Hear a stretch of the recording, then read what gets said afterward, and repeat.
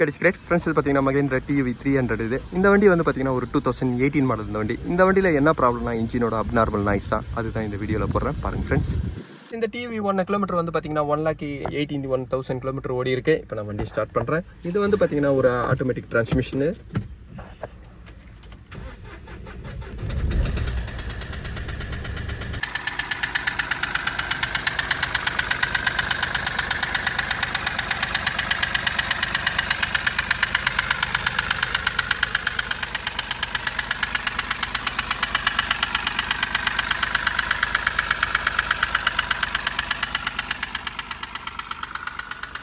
Friends, ஒரு hydraulic slash adjust உங்களுக்கு போயிடுச்சுன்னா இன்ஜினில் வந்து பார்த்தீங்கன்னா மிஸ்ஸிங் ஆகும். மிஸ்ஸிங் ஆகும்போது வந்து பார்த்தீங்கன்னா இன்டாக்கு அதேமாதிரி சைலன்ஸரோட எக்ஸாஸ்ட்லேயும் வந்து பார்த்தீங்கன்னா உங்களுக்கு அந்த மிஸ்ஸிங் ஆகிற நாய்ஸ் கேட்கும்.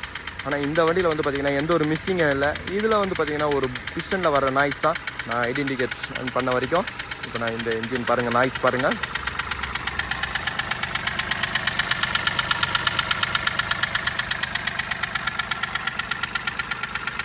ஃப்ரெண்ட்ஸ், இந்த இன்ஜின் வந்து பார்த்தீங்கன்னா ஒரு 3 சிலிண்டர் இன்ஜின். அதேமாதிரி ஃபியூல் பம்பு வந்து பார்த்தீங்கன்னா இதில் செப்பரேட்டாக வரும்.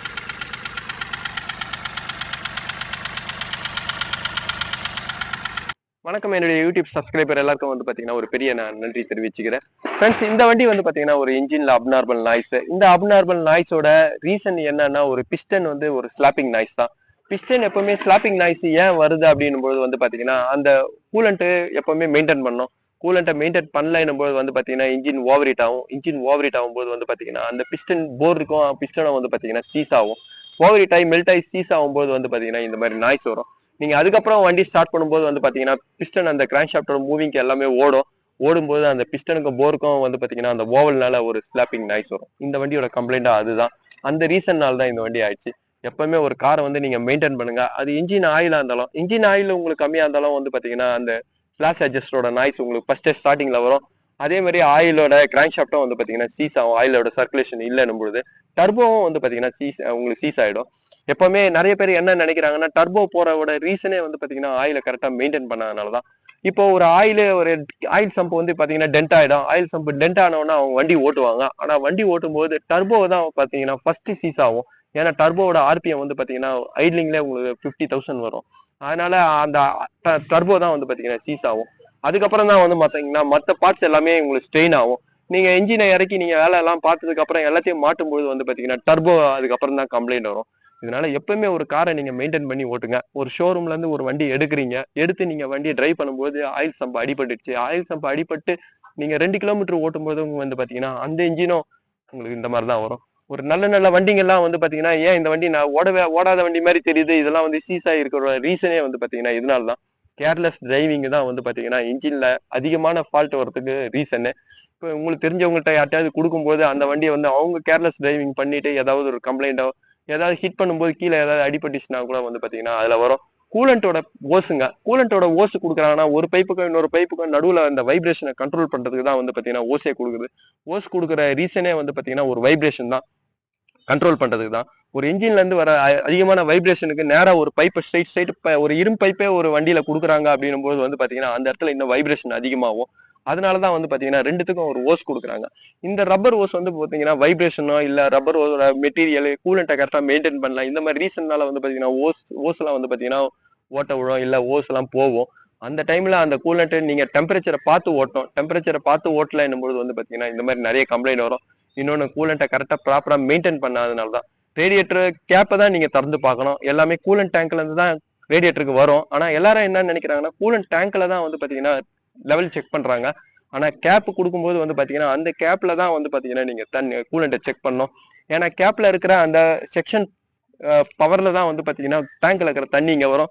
அதே மாதிரி ஹீட் ஆகும்போது அந்த ப்ரெஷர்ல தான் வந்து பாத்தீங்கன்னா இந்த டேங்குக்கு போகும். இது ரெண்டுமே மாறி நடக்கணும்னா ரேடியேட்டர் ஃபுல்லா இருந்தாதான் உங்களுக்கு கரெக்டா இருக்கும்.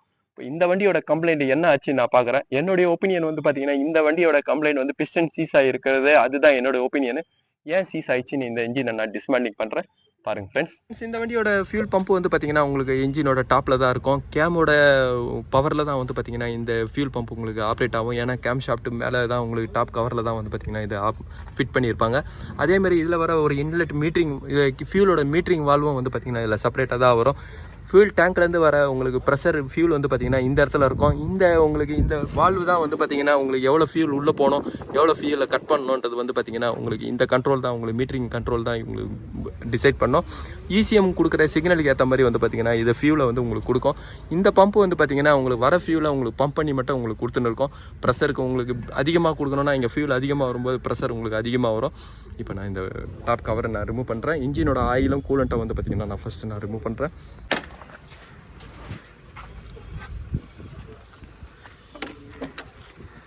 ஃப்ரெண்ட்ஸ், இந்த ரேடியேட்டர் பாருங்கள், இந்த இடத்துல டாப் டேங்க்கில் லீக் இருக்குது. இந்த லீக் இருக்கிறதுனால தான் வந்து பார்த்திங்கன்னா இந்த இன்ஜின் ட்ரை இன்ஜினாக ஓடுனது.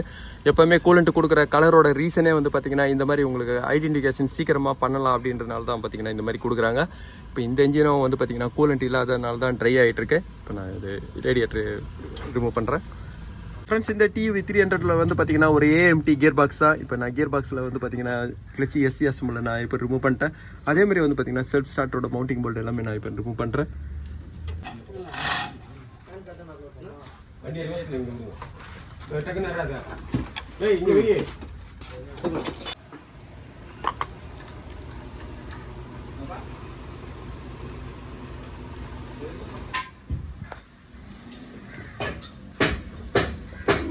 ஃப்ரெண்ட்ஸ், இதோட கிளச் பிளேட் வந்து பார்த்திங்கன்னா சுத்தமாக போயிட்டுருக்கு. அதே மாதிரி இதில் வந்து பார்த்திங்கன்னா டொயில் மாஸ் ஃப்ளைவீல், இது ஃப்ளைவீல் கரெக்டாக இருக்கனால நான் இதே தான் நான் இப்போ யூஸ் பண்ணுறேன்.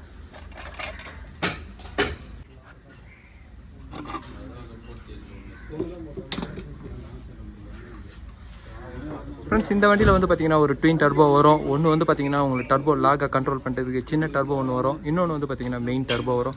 மெயின் டர்போ வந்து பார்த்திங்கன்னா ஓப்பன் ஆகுது. இந்த டர்போ வந்து பார்த்திங்கன்னா ஒரு WG டர்போ. அதனால் வந்து பார்த்திங்கன்னா பிக்கப் லாகை கண்ட்ரோல் பண்ணுறது தான் வந்து பார்த்திங்கன்னா சின்ன டர்போவும் இதில் வரும். இப்போ இந்த டர்போ வந்து பார்த்திங்கன்னா நான் செட்டாகவே நான் ரிமூவ் பண்ணுறேன்.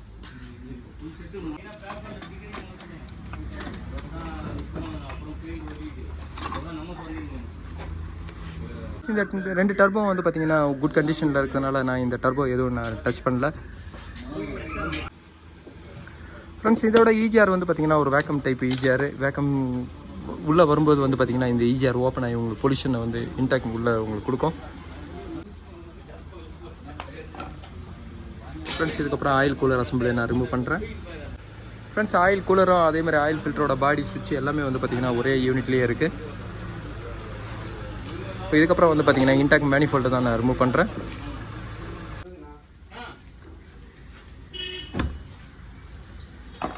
ஃப்ரெண்ட்ஸ், இதில் வந்து பார்த்திங்கன்னா இந்த 2 இன்ஜெக்டர் ஜாம் ஆகிட்டுருக்கு. ஒன்று மட்டும் வந்து பார்த்திங்கன்னா கொஞ்சம் ஃப்ரீயாக ரொட்டேஷன் ஆகுது. இப்போ நான் இதை எடுக்க ட்ரை பண்ணுறேன். இதில் வந்து பார்த்திங்கன்னா பிளாஸ்டிக் வால்டு வரனால நான் புல்லர் யூஸ் பண்ணி தான் இப்போ இன்ஜெக்டரை நான் ரிமூவ் பண்ணுறேன். இன்ஜெக்டரோட சாலினைட் வால்வு வந்து பார்த்திங்கன்னா நான் இப்போ 2மே ரிமூவ் பண்ணுறேன்.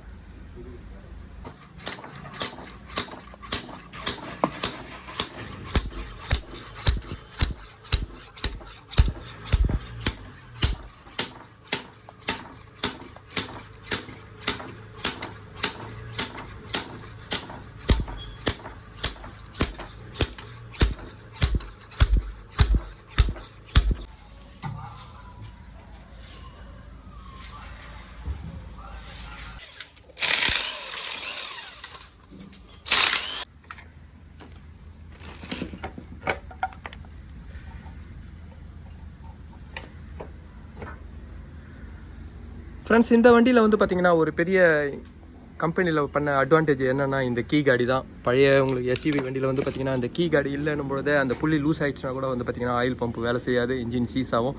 ஆனால் இந்த வண்டியில் வந்து பார்த்திங்கன்னா ஒரு கீ காடி கொடுத்துருக்காங்க. இந்த மாதிரி கொடுக்கும்போது வந்து பார்த்திங்கன்னா அந்த புள்ளி ஸ்லிப்பாக வர கம்ப்ளைண்ட்டே வராது. இப்போ இதுக்கப்புறம் வந்து பார்த்திங்கன்னா டைமிங் செயினை நான் ரிமூவ் பண்ணுறேன்.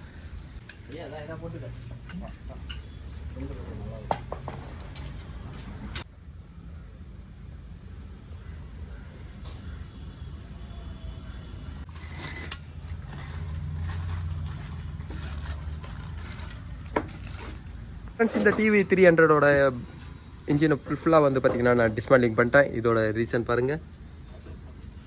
ஃப்ரெண்ட்ஸ், இந்த அப்நார்மலோட நாய்ஸோட ரீசன் வந்து பார்த்திங்கன்னா இந்த பிஸ்டன் சீஸ் ஆகிருக்கு.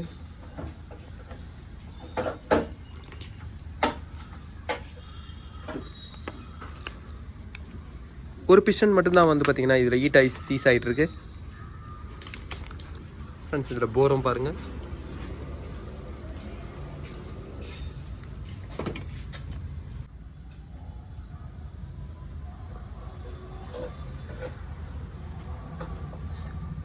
ஃப்ரெண்ட்ஸ் என்ஜின் ஓவர் ஹீட் ஆகும்போது வந்து பார்த்தீங்கன்னா பிஸ்டன் இந்த இடத்துல மெல்ட் ஆகி உங்களுக்கு லாக் ஆகிடும். பிஸ்டன் லாக் ஆனதுக்கப்புறம் வந்து பார்த்தீங்கன்னா அந்த இடத்துல உங்களுக்கு பிஸ்டன் சீஸ் ஆகிடும். திருப்பி நீங்கள் வண்டி ஸ்டார்ட் பண்ணும்போது வந்து பார்த்தீங்கன்னா பிஸ்டன் உங்களுக்கு ஆட்டோமேட்டிக்காக உங்களுக்கு அந்த ஃப்ரீ ஆகிடும். ஃப்ரீ ஆகும்போது வந்து பார்த்தீங்கன்னா அந்த பிஸ்டனோட ப்ளே இருக்கும். இந்த போரே வந்து பார்த்தீங்கன்னா இந்த இடத்துல ஓவலாக தேஞ்சிட்ருக்கு. இது இந்த 2 போர் வந்து பார்த்தீங்கன்னா கரெக்டாக இருக்குது. ஃப்ரெண்ட்ஸ் இதை வந்து பார்த்தீங்கன்னா நான் மெஷின் ஷாப்புக்கு அனுப்புகிறேன். மெஷின் ஷாப்பை அனுப்பிட்டு வந்து பார்த்தீங்கன்னா இதில் போர் பண்ணுறேன்.